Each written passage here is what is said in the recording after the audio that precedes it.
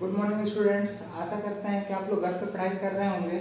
चलिए इसी के साथ आज हम लोग एक नए टॉपिक के बारे में डिस्कस करेंगे जो हमारा सब्जेक्ट है लर्निंग एंड टीचिंग का फर्स्ट यूनिट शिक्षा मनोविज्ञान को जो चैप्टर्स का हम लोग कुछ के बारे में हम लोग कुछ डिस्कशन कर रहे थे, जिसमें हम लोगों ने देखा कि शिक्षा क्या है, मनोविज्ञान क्या है और शिक्षा मनोविज्ञान क्या है, और इसी के साथ साथ हम लोगों ने मनोविज्ञान की प्रकृति को भी देखा।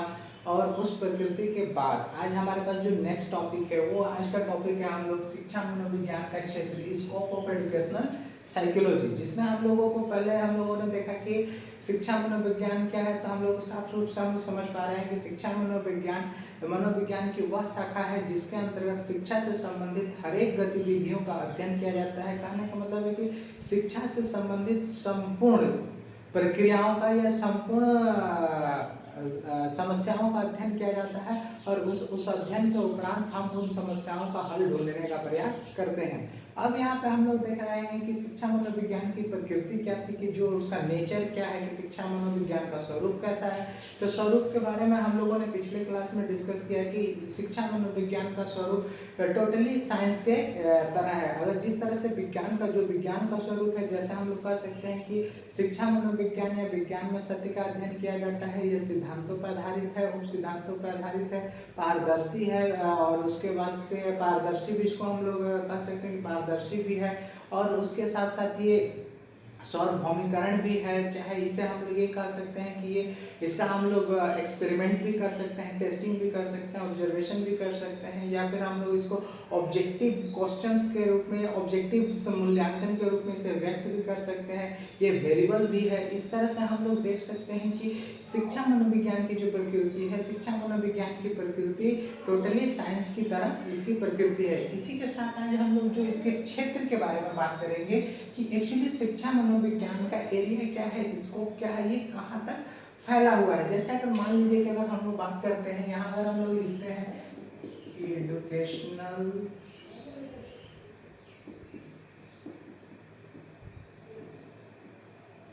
अगर हम लोग यहाँ एजुकेशनल साइकोलॉजी लिखते हैं तो ये एजुकेशनल साइकोलॉजी फैला कहाँ कहाँ तक है, इसका जो ब्रांच है ये कहाँ कहाँ तक बिखरा हुआ है या कहाँ कहाँ तक ये फैला हुआ है। तो अब हम लोग अगर इसके फैलाव को, इसी सारे पॉइंट्स को हम लोग यहाँ लिख सकते हैं कि यहाँ एक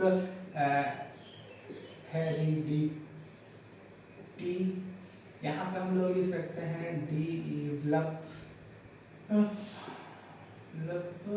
डेवलपमेंट।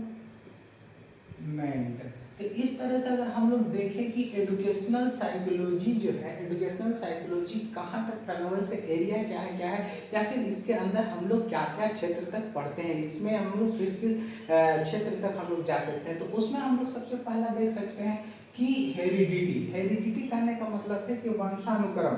हेरिडिटी इसके क्षेत्र का बहुत ही महत्वपूर्ण है, क्योंकि शिक्षा हम लोग एक बच्चे को प्रदान करते हैं या बच्चे को देते हैं तो सबसे पहले ये जानना होगा कि जब मनोविज्ञान क्या कहता है कि व्यवहार का अध्ययन, तो जब हम बच्चे के व्यवहार का अध्ययन के बारे में बात करते हैं तो सबसे पहला जो हमारे पास पॉइंट निकल के आता है कि बच्चा क्या है, बच्चे की उत्पत्ति कैसे हुई और बच्चा का आंतरिक किस गुणों के साथ वो जन्म लिया है। तो जिन गुणों के साथ बच्चा जन्म लेता है वो मुख्य रूप से उसका हेरिडिटी से ही प्राप्त होता है।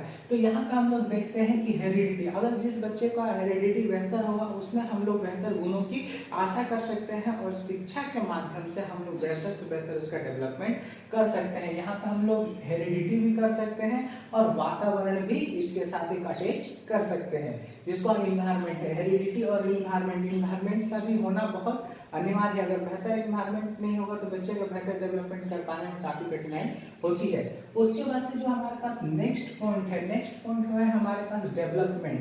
अब यहाँ पे होता है कि डेवलपमेंट अगर हम लोग बात करते हैं केवल विकास, तो केवल विकास के बारे में अगर नहीं, यहाँ पे हम लोगों को देखना है कि एक बच्चा किस तरह से जन्म से लेके, जन्म करने का मतलब है कि गर्भधारण से लेके किस तरह से उसका वृद्धि और विकास होता है। जैसे मान लो प्रीनेटल स्टेज है, इन्फेंसी स्टेज है, चाइल्डहुड है, एडोलेसेंस है, इन सभी अवस्थाओं में बच्चे में किस तरह से फिजिकल और मेंटल ग्रोथ हो रहा है, जिसमें हम लोग देखना है कि फिजिकल डेवलपमेंट कैसे हो रहा है, सोशल डेवलपमेंट कैसे हो रहा है, मोरल डेवलपमेंट कैसे हो रहा है, इमोशनल डेवलपमेंट कैसे हो रहा है और मेंटल डेवलपमेंट कैसे हो रहा है। जिस तरह से बच्चा जब जन्म सबसे न्यूनतम अवस्था में होता है, जैसे मान लीजिए कि अगर इन्फेंसी अवस्था में है तो इन्फेंसी अवस्था में उसका मोरल डेवलपमेंट थोड़ा कम होगा, फिजिकल डेवलपमेंट कम होगा, सोशल डेवलपमेंट कम होगा, इमोशनल डेवलपमेंट कम होगा। तो इन सारे डेवलपमेंट को हम लोग शिक्षा मनोविज्ञान के माध्यम से हम उसका अध्ययन करते हैं और उसके व्यवहार में बेहतर परिवर्तन का प्रयास करते हैं,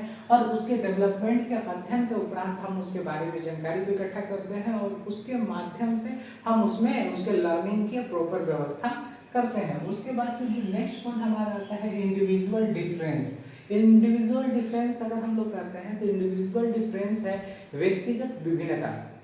अब हम लोग यहाँ देखते हैं कि जितने भी जीव हैं या फिर जितने भी प्राणी है, चाहे वो मनुष्य में हर एक मनुष्य एक दूसरे से विभिन्नता को रखता है। यहाँ तक कि अगर दो जुड़वे बच्चे हैं, दो ट्विंस हैं, उनमें भी विभिन्नताएं देखने को मिलती है। तो इस प्रकार से हम लोग देखते हैं कि यहाँ पे हमारे समाज में डिफरेंट टाइप के व्यक्ति मिलते हैं। यहाँ पे अगर इसको हम लोग कह सकते हैं कि स्पेशल चाइल्ड्स भी कह सकते हैं। जैसे मान लीजिए कि एक क्लासरूम में आपको सामान्य बुद्धि के भी बच्चे मिलेंगे, ब्रिलियंट स्टूडेंट के भी बच्चे मिलेंगे और डल बुद्धि के भी बच्चे मिलेंगे। तो इस तरह से अगर हम लोग देखते हैं तो क्लास में फिजिकली रूप से भी अगर हम लोग देखते हैं तो व्यक्तिगत विभिन्नता देखने को मिलती है। तो शिक्षा मनोविज्ञान क्या करता है, व्यवहार के माध्यम से व्यक्तिगत विभिन्नता को भी अध्ययन करता है कि व्यक्तिगत विभिन्नता की समूह के, अगर एक जनसंख्या के समूह का कैसा नेचर है, कैसा उसका व्यवहार है और किस तरह के गुण उसके अंदर विद्यमान है। उसके बाद से हम लोगों का जो नेक्स्ट पॉइंट आता है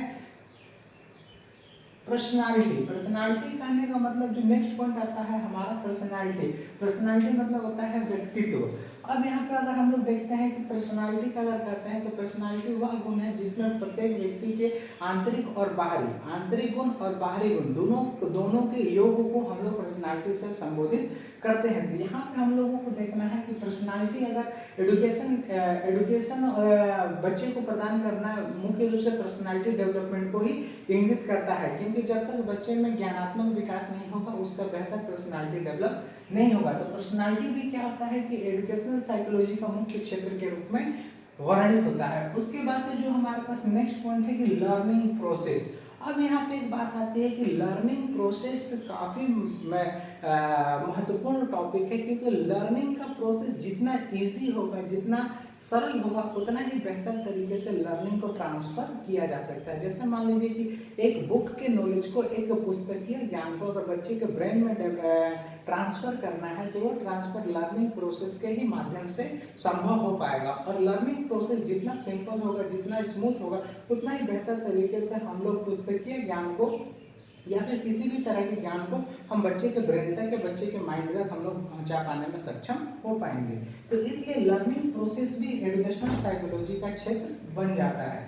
उसके बाद से हमारा जो नेक्स्ट पॉइंट आता है वो है करिकुलम डेवलपमेंट। करिकुलम डेवलपमेंट कहने का मतलब है कि किसी भी तरह का जो करिकुलम है, जो सिलेबस है, जो पाठ्यक्रम है, पाठ्यक्रम का निर्माण कैसा हो। डेवलपमेंट एक पाठ्यक्रम, मान लीजिए कि क्लास 5 का, क्लास 10 का, क्लास 12 का, डिग्री का अगर हम लोग पाठ्यक्रम का निर्माण करते हैं तो उस पाठ्यक्रम का स्वरूप कैसा होना चाहिए, उस पाठ्यक्रम में क्या क्या सम्मिलित होना चाहिए। इस तरह से हम लोग एजुकेशनल साइकोलॉजी का मुख्य क्षेत्र बन जाता है करिकुलम डेवलपमेंट में सहायता करना। उसके बाद से होता है हमारा नेक्स्ट पॉइंट जो है वो है मेंटल हेल्थ। मेंटल हेल्थ, क्योंकि यहाँ मेंटल हेल्थ बहुत ही जरूरी है, क्योंकि अगर किसी भी व्यक्ति के, चाहे वो लर्नर हो या लर्निंग कराने वाला कोई भी व्यक्ति हो, उसका मेंटल डेवलपमेंट बेहतर है, मेंटल हेल्थ बेहतर होना काफ़ी अनिवार्य है। क्योंकि जब तक मेंटल डेवलपमेंट बेहतर नहीं होगा तब तक बच्चा ना लर्निंग कर पाएगा, ना लर्नर उसे लर्न करा पाएंगे। तो इस तरह से हम लोग देखते हैं कि मेंटल डेवलपमेंट का विकसित होना, और प्रत्येक व्यक्ति का मेंटल डेवलपमेंट एक समान नहीं होता है। मेंटल डेवलपमेंट भी प्रत्येक व्यक्ति की व्यक्तिगत विभिन्नता के रूप में ही देखा जाता है। जिस व्यक्ति का जिस तरह से, जैसे हम लोग IQ के लेवल में कह सकते हैं कि किसी व्यक्ति का बुद्धि लब्धि क्या है, तो बुद्धि लब्धि अगर मेंटल हेल्थ अगर जितना बेहतर होगा, जितना स्मूथ होगा, उतना ही बेहतर तरीके से बच्चा क्या है लर्निंग प्रोसेस से गुजर पाएगा और बेहतर लर्निंग को कर पाएगा। उसके बाद से हमारे पास जो नेक्स्ट पॉइंट है टीचिंग मेथड। अब यहाँ पे आता है कि टीचिंग मेथड, अगर हम लोग मान लीजिए कि एक लर्निंग प्रोसेस बनाते हैं अब लर्निंग प्रोसेस के बाद दूसरा हम लोग देख रहे हैं कि इंडिविजुअल डिफरेंस भी है। तो एक क्लासरूम में अगर इंडिविजुअल डिफरेंस में व्यक्तिगत विभिन्नता भी देखने को मिल रहा है, लर्निंग प्रोसेस हमको देखना है कि अगर लर्निंग को एक बच्चे के ब्रेन तक पहुंचाना है, पुस्तकीय ज्ञान को बच्चे के ब्रेन तक पहुंचाना है, तो हम लोगों को टीचिंग मेथड का सहायता लेना पड़ता है। टीचिंग मेथड एक टूल्स है कि, और टूल्स कहने का मतलब है कि जितना बेहतर टूल्स होंगे उतना ही बेहतर तरीके से हम लोग लर्निंग को स्मूथ कर पाएंगे, सिंपल कर पाएंगे। तो एजुकेशनल साइकोलॉजी का क्षेत्र जो है, जो वर्क कार्य क्षेत्र है, जिसमें टीचिंग मेथड पे बेहतर रूप से कार्य करता है, क्योंकि टीचिंग मेथड जितना बेहतर होगा उतना ही बेहतर तरीके से हम लोग लर्निंग को स्मूथ कर पाएंगे और लर्निंग प्रोसेस को काफ़ी सिंपल कर पाएंगे। और टीचिंग मेथड के माध्यम से हम लोग किसी भी नॉलेज को बच्चे के ब्रेन के या बच्चे के बुद्धि के लेवल तक उतार पाने में संभव हो पाता है।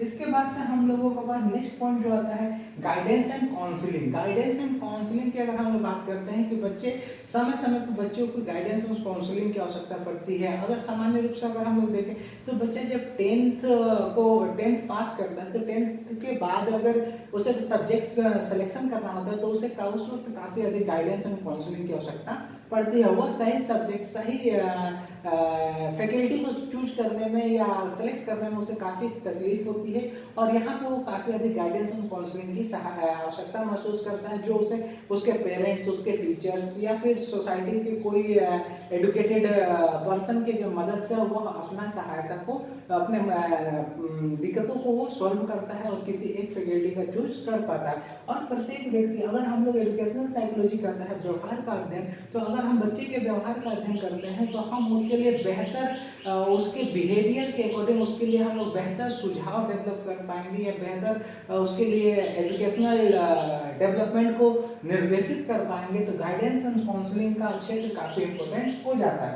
उसके बाद से हम लोगों का जो नेक्स्ट पॉइंट है वो है मेजरमेंट एंड एवल्यूएशन। अब यहाँ पर होती है कि जैसे मेजरमेंट एंड एवल्यूएशन, अब यहाँ पर होता है कि अगर हम लोग जो परीक्षण लेते हैं, परीक्षण बेहतर से बेहतर कैसे किया जाए, क्योंकि परीक्षण में अगर गुण की बात करते हैं तो गुण दो तरह के होते हैं, एक गुणात्मक और एक मात्रात्मक, एक क्वालिटी और एक क्वांटिटी।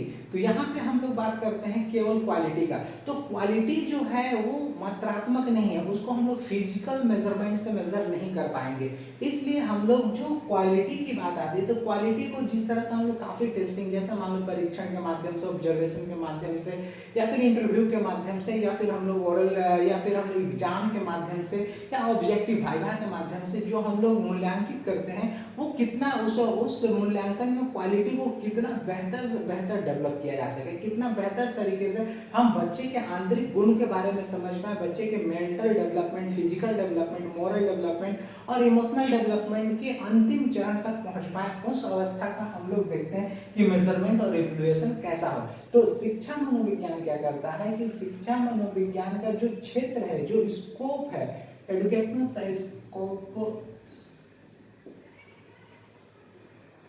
स्कोप ऑफ, अब यहाँ पे हम लोगों को देखना है कि स्कोप ऑफ एजुकेशनल साइकोलॉजी जो है, यहाँ पे हम लोगों को एजुकेशनल साइकोलॉजी अब ये मेजरमेंट के बारे में अध्ययन करता है कि किस तरह के विधि, किस तरह के प्रविधि या किस नियमों के तहत या किस टेस्टिंग के माध्यम से हम लोग बेहतर से बेहतर क्वालिटी को बाहर निकाल पाए, बच्चे के बेहतर मूल्यांकन कर पाए, बेहतर इवैल्यूएशन कर पाए।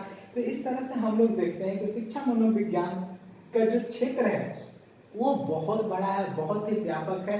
अगर सामान्य रूप से अगर हम लोग का ले, ये केवल यहाँ पे हम लोगों ने 10 पॉइंट को लिखा है, लेकिन शिक्षा मनोविज्ञान का जो क्षेत्र है इसे 10 पॉइंट में हम लोग सीमित नहीं कर पाएंगे, क्योंकि ये शिक्षा से संबंधित हर एक क्षेत्र, चाहे वो किसी भी रूप से शिक्षा से जुड़ा हुआ है, हर एक क्षेत्र शिक्षा मनोविज्ञान के क्षेत्र के अंतर्गत आता है।